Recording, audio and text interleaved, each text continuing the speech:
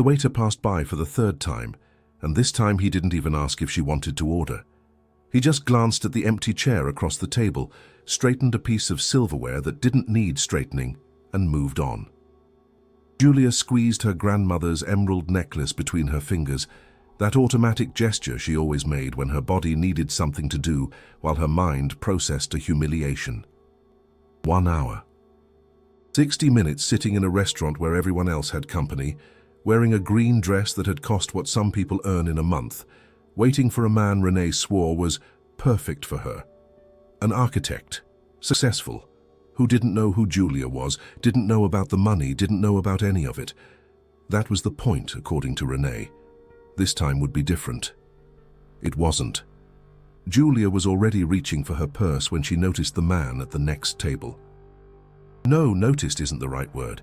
She'd already been aware of him for a while.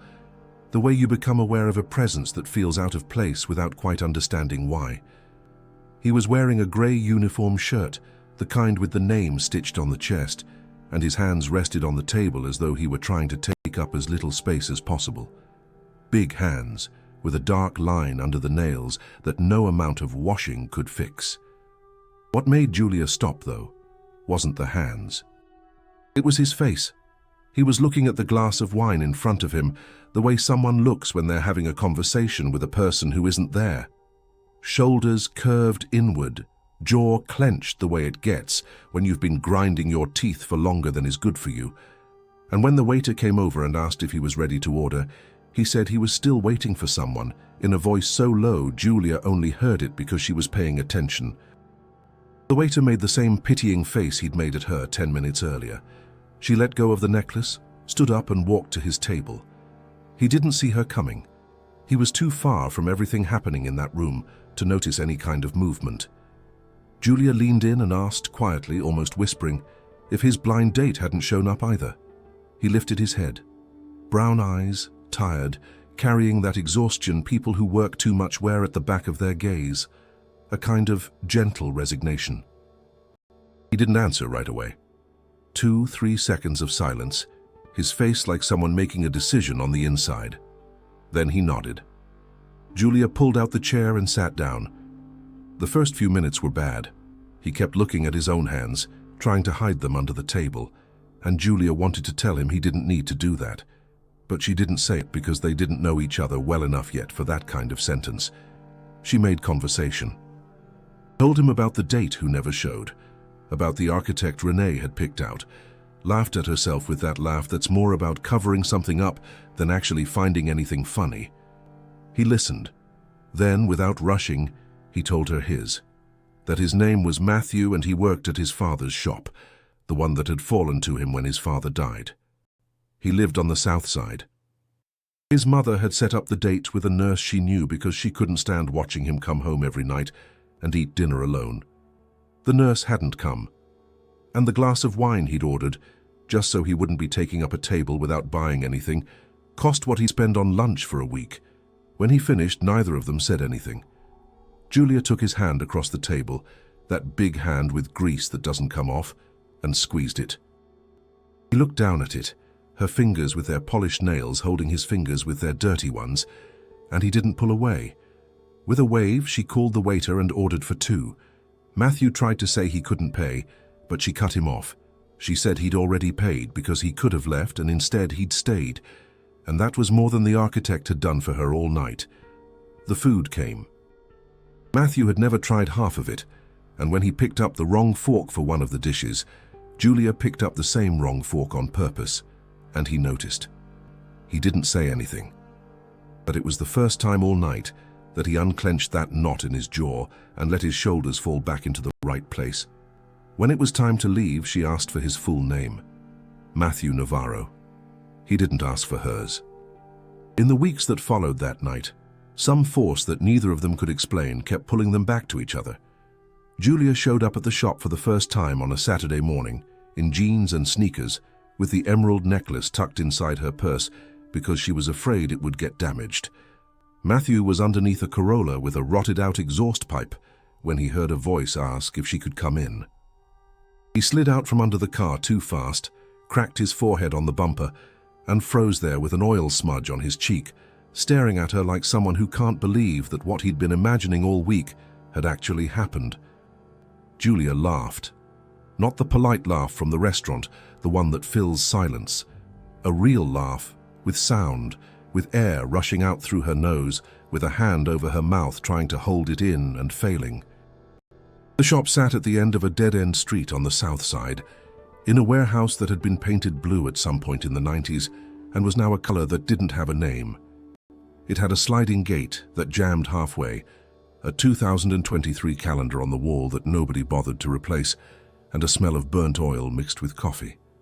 That smell came in with her, and something stirred in her memory, a feeling that didn't finish. Like the beginning of a sentence that disappears before it reaches the verb, a memory of a smell she was sure she'd smelled before, but couldn't place anywhere in her own life. She mentioned it to Matthew, said it was strange that she'd never set foot in a mechanic's shop before. Matthew was putting a wrench back in the drawer and took a while to answer. When he did, it was to offer coffee. The coffee came through a cloth strainer, strong enough that Julia felt her stomach turn on the first sip. She drank it all without complaining, and Matthew could tell by the way she squinted that it was stronger than she could handle, but he didn't say anything. He just stayed there, leaning against the workbench, drinking his like it was water. It was there, in that warehouse with no air conditioning, sitting on a plastic stool with the bitter coffee between her fingers, that Julia told him what she didn't tell anyone. That her mother died when she was 11, that her father worked all day and loved in the wrong way, with money instead of presents. That when he died 6 years ago, she inherited everything and felt nothing for 3 days, and that those 3 days of feeling nothing were the most frightening thing that had ever happened to her. Matthew listened without interrupting. Then he told her about his father, Tony, about the shop he'd built with his own hands 45 years ago, about the cancer that took him in 8 months, and about how now every time Matthew opened the gate in the morning and smelled that mix of oil and metal, it was as though his father were still there, underneath some car, whistling that song he always whistled, and that Matthew had never found out the name of. At some point in the conversation, the subject of cars came up. Her father had a collection of classics, and his favorite was a green Maverick 74 that lived in the garage and that nobody was allowed to touch. Matthew's smile came slowly and stayed too long. The Maverick's a beautiful car, and he stopped there, didn't add anything. Julia figured it was mechanic's enthusiasm, that gleam that shows up in the eyes of anyone who loves engines when someone mentions the right model. The visits became routine. Every week she went to the shop. Matthew took her to eat at the dive bars he'd been going to since he was a kid. She tried hand pies for $1, fried pastries from the market, canned beer on the sidewalk. He took her to meet Connie, who served rice, beans, steak, and salad on a plate she insisted on filling to the edge, because in her mind a plate with empty space was a sign of neglect, not good manners. And she spent the entire meal sizing Julia up with that radar mothers have, the kind that doesn't need a question to arrive at an answer. One night, sitting on the old bench outside the shop door, that wooden bench where Tony used to sit every afternoon to smoke a cigarette that Connie pretended she didn't know about, Matthew said he liked her. He didn't say, "I love you," didn't drop anything grand. He said, "I like you," with the same simplicity he'd used to say the filter needs changing, or it's going to rain tomorrow. Julia leaned her head on his shoulder and listened to the sounds of the street. A motorbike passing, a dog barking, the neighbor's television at the wrong volume. She didn't know this was the kind of silence she'd been looking for. The following week, Renee called. She wanted to know how the South Side project was going, and Julia felt her stomach clench at the expression. That was just the beginning. In less than a month, Julia's entire world had an opinion about Matthew. Patricia, whom Julia had known since college and who showed up whenever there was an invitation to some event, asked at a property developer's launch party if Julia was going through a phase.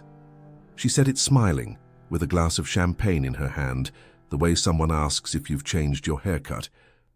The answer came fast, it wasn't a phase, and Patricia made that face people make when they hear you but don't believe you, the face of someone who's already decided what they think and is just being polite while they wait for you to arrive at the same conclusion. Matthew went with Julia to 2 events. At the first, a charity dinner at a hotel in the financial district, a man in a suit and a gold watch asked, in the voice of someone telling a joke, whether he also did house calls. Matthew returned a short smile, one of those that's just the mouth moving while the rest of the face doesn't participate, and answered that it depended on the car. The man laughed. Matthew didn't. At the second, a gallery opening in the gallery district, Julia felt it before she heard it. A woman she barely knew turned to the group and said, loud enough for anyone who wanted to hear, where Julia had found the escort. The word hung in the air, escort, as if Matthew were an accessory she'd chosen to match the dress. Julia was about to respond, but Matthew placed his hand on the small of her back, gently, and said they needed to go. In the car, he didn't open his mouth. Julia tried to start a conversation twice and he answered, And yeah, in that tone that means, don't ask me right now because I don't know what's going to come out. When they got to her apartment, Matthew froze at the door, keys in hand, and said he thought they should stop. Beneath Julia's feet, the ground shifted. It didn't vanish, it shifted, like stepping on sand where there used to be pavement.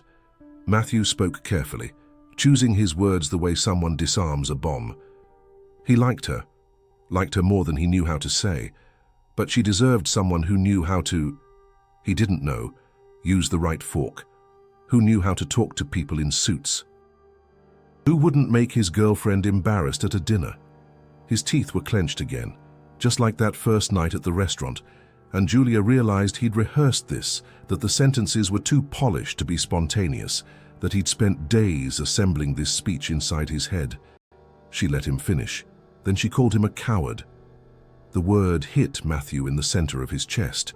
He stepped back half a pace, pushed by the word. Julia hadn't asked him to decide what she deserved. For the first time in her life, someone looked at her and saw her. Not the bank account, not the last name, not the apartment. And if he wanted to leave, fine. But he should at least admit that the problem wasn't the world, it was his fear of not being enough. Matthew didn't move. Nobody had ever spoken to him like that. At the shop, Connie took care of him with food and silence. Customers treated him with the minimum politeness of people who need the service. Nobody in 36 years had looked inside him with that much force. He didn't leave that night. He sat on the couch, elbows on his knees and palms over his face, and stayed that way for a while. Julia went to the kitchen, made coffee, brought back 2 mugs and sat next to him without saying anything. The coffee was weak the way she always made it, not the strong kind from the cloth strainer at the shop. Matthew drank it without complaining.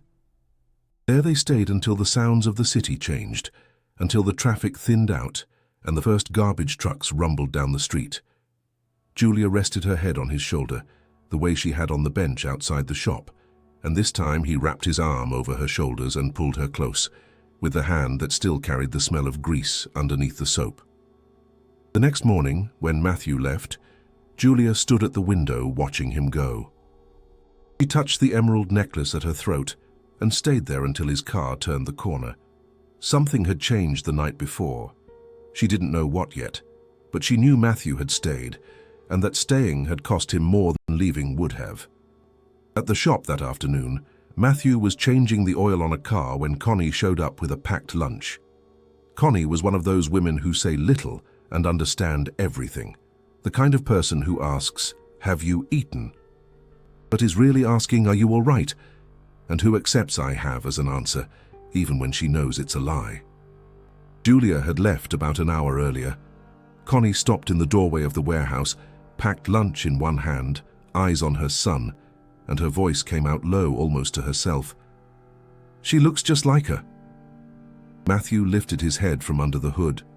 "Mom." Connie raised her free hand, surrender, and went to set the packed lunch on the workbench. She didn't add anything. But she spent the rest of the afternoon watching her son with the look of someone carrying a secret and deciding whether to keep it or let it go. What they'd built that night on the couch, though, wasn't enough to hold back what came next. It was the company board that delivered the ultimatum. 3 men in suits and a woman with a leather briefcase sat across from Julia in a conference room on the 32nd floor of a building in the financial district, and said, with that politeness rich people use when they want to be brutal, that her relationship was hurting the company's image. The stock had dropped, Investors were worried.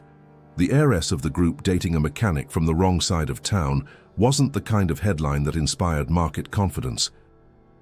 Through the entire meeting, Julia's fists stayed clenched under the table, pressing against each other. When they left, she stayed alone in the conference room for 20 minutes, eyes on the window, on the buildings downtown, that horizon of glass and concrete her father had helped build, and she thought he would have agreed with the board. She thought her father would have said the same thing, maybe in different words, maybe more gently, but the same bottom line. He called Matthew that night. She was going to say they needed to talk, but the sentence came out differently, with the same icy tone the men in suits had used on her 3 hours earlier. "We need to take a break." She heard her own tone and hated herself for it. Matthew said okay and hung up before she could add anything.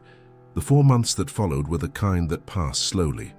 Not slowly in a dramatic way, slowly in a grey way, like a weekday that never ends. Julia went back to the meetings, the dinners, the events. She smiled, greeted people, signed papers. She went back to being the Julia everyone knew, the one with the last name and the bank account. At night, she'd arrive at the apartment, and the only sound was her own footsteps on the hardwood floor.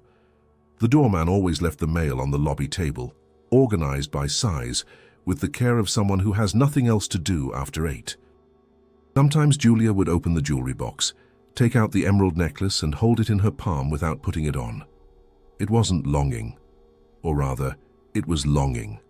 But longing is too small a word for something that fills the whole body. Matthew worked. He woke up, opened the shop gate, stuck his head under some engine, and stayed there until dark. He ate what Connie brought, answered what needed answering, and went home. His apartment had 2 rooms and a window that faced a wall. Every night he sat on the bed, pulled off his boots and stared at the wall with the quiet resignation of someone who's gotten used to not having much to look at. Connie noticed before anyone. She watched her son lose weight, watched him stop joking with the customers, watched him become a quieter version of himself. The sting from the board meeting was still inside Julia when she called Matthew, and now it lived inside him too, in that silence that wasn't peace.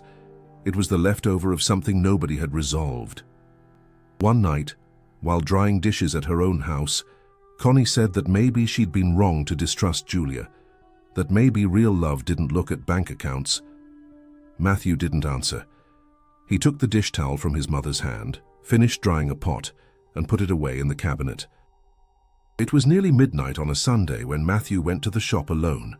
He did that sometimes, when the apartment got too small for the size of the silence. He sat on the wooden bench by the door, his father's bench, and stayed there listening to the nothing that a dead-end street makes in the middle of the night, just the hum of a streetlight and the sound of a cat jumping onto a wall. Then he went inside, walked to the back of the warehouse, and opened Tony's old toolbox. He was looking for a wrench he used for a specific kind of bolt that only old cars have. He dug under the wrenches, the rags, the scraps of sandpaper. His fingers touched something smooth, a photograph. He pulled the photo from the box, a Polaroid, folded in half with that yellowish tint old photos get. He unfolded it carefully. He looked at it for a length of time he wouldn't be able to measure. Then he folded it again, put it back under the tools, leaned his head against the wall and closed his eyes. If anyone had seen that scene, they would have thought it was a son missing his father. And it was. But it wasn't just that. The following Wednesday, the sound of heels on the warehouse concrete made Matthew lift his head from under the pickup truck. He slid out without rushing, wiping his hands on his pants by reflex, and saw her standing in the doorway with the sun behind her casting a shadow across her face. She wasn't wearing the green dress from the restaurant or shop clothes. Jeans, white t-shirt, sneakers, the emerald necklace at her throat. The company, she'd sold it. She'd kept only what she needed to live. She wanted to start over. Matthew froze with his grease-stained hands hanging at his sides. He tried to speak. Nothing came out. Julia waited. The air compressor kicked on by itself at the back of the shop, that mechanical rumble that happens every now and then without anyone asking, and the two of them stayed there, looking at each other, with the hum of the compressor filling the space the words should have occupied. Matthew didn't say anything, but he didn't tell her to leave either. The wedding was in the shop's yard 3 months later. Connie hung Christmas lights on the car lifts and scattered wildflowers in tin buckets she'd collected from the market. There was no caterer, no printed invitations, nothing that cost more than care and time. The food was roast chicken that Connie had been seasoning since the day before, rice with roasted peppers that a neighbor from out of state had taught her to make, finely chopped salsa, and homemade fudge that the neighbor next door brought without anyone asking. The priest was the same one who'd baptized Matthew, a short, bald man who mixed up the bride and groom's names twice during the ceremony and laughed at himself as though it were the first time it had happened, even though everyone there knew it wasn't. Julia wore a cream dress she'd bought at a second-hand shop on the high street. Simple. Well, simple is what you say when you mean beautiful without trying, and the dress was exactly that. Something that seemed made for her without having been. At her throat, the emerald necklace. Matthew wore a blue suit that Connie had sewn from the same fabric Tony had worn at his own wedding 35 years before. When Matthew slid the ring onto Julia's finger, she looked at his hands and stopped. They were clean, completely clean. No dark line under the nails, no smell of grease, nothing. Connie had bought a special product for the occasion. For about 3 seconds longer than normal, Julia stared at those hands, and she missed it. She missed the grease. After the ceremony, while the mechanics from the shop tried to teach Julia to two-step, and she tripped over her own feet with a dedication that made everyone laugh, Matthew helped his mother clear the plates. Connie turned to her son and said quietly, "Are you going to tell her?" Matthew stopped with a plate in his hand. "I will." It was later, when the guests had gone and the shop was silent. The smell of wildflowers mixed with roast chicken still hung in the warehouse, clinging to the walls, refusing to leave along with the people. Julia was helping put the Christmas lights into a cardboard box when she bumped into Tony's toolbox, which someone had shoved into the corner to make room. The box tipped over. Wrenches, rags, sandpaper, everything scattered across the concrete floor. In the middle of the tools, a photograph. Julia picked it up. Yellowed Polaroid, folded in half. She unfolded it. The photo showed a large, clean garage with light tile flooring.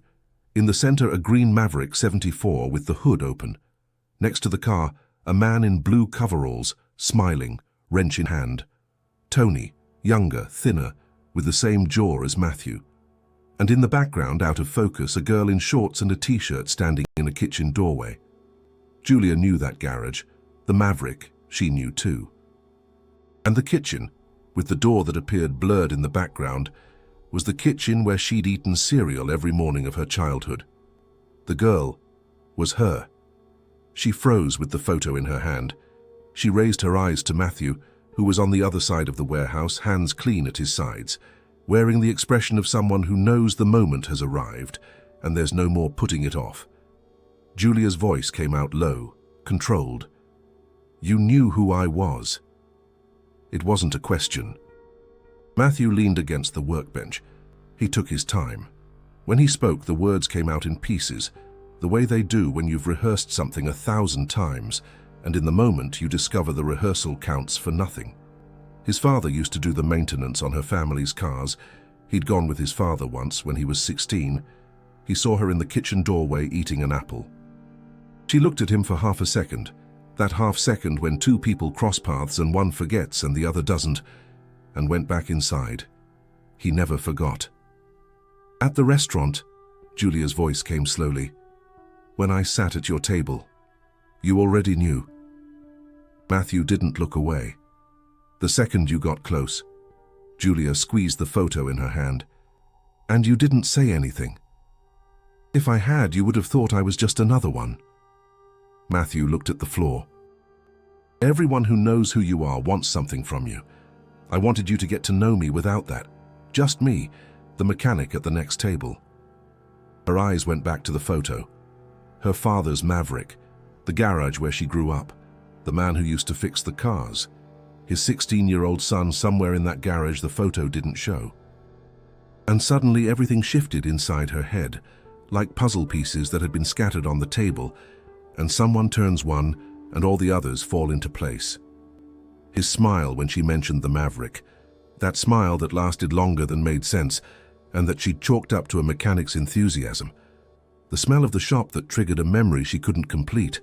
It was her family's garage. It was the smell of his father's work mixed with her childhood. Connie's she looks just like her, which wasn't a mother-in-law's remark but recognition, because the woman had been to that garage once 20 years ago and seen the same girl in the doorway. The photo in the toolbox that Matthew looked at in the middle of the night during the separation, the one Julia would have sworn was a son missing his father, and it was, but it was also the only image he had of her from a time when she didn't even know he existed. And the last name. That first night at the restaurant, Julia asked his full name and he answered. He didn't ask hers. She thought it was shyness. It wasn't. He already knew. Julia sat down on the warehouse floor, photo in hand, her back against a tire. Matthew sat beside her. There they stayed on the cold concrete, with the smell of oil and metal and wildflowers all mixed together, listening to that specific silence the shop makes when everyone has gone, a silence that has weight, that takes up space. 20 years, Julia said. Matthew repeated it quietly. 20 years. Julia ran her thumb along the edge of the photo. And you never told me. Matthew looked at the floor. I never knew how. Her eyes found his. They found them the way they had that first night at the restaurant, when she saw a sad man at the next table, and recognized in him something that lived inside her too. Except now she knew he'd recognized it as well. That when she whispered that question about the blind date, he already knew the answer before she finished the sentence. That the meeting she thought was chance was, for him, the end of a 20-year wait. She rested her head on his shoulder the way she had so many times before. Matthew wrapped his arm over her shoulders and pulled her close with the clean hand. No grease, no smell of engine. Julia squeezed the emerald necklace between her fingers, that same automatic gesture, and stayed there looking out at the empty warehouse, at the car lifts with leftover bits of Christmas lights, at the wooden bench by the door where Tony used to sit every afternoon. Matthew wasn't hiding his hands anymore.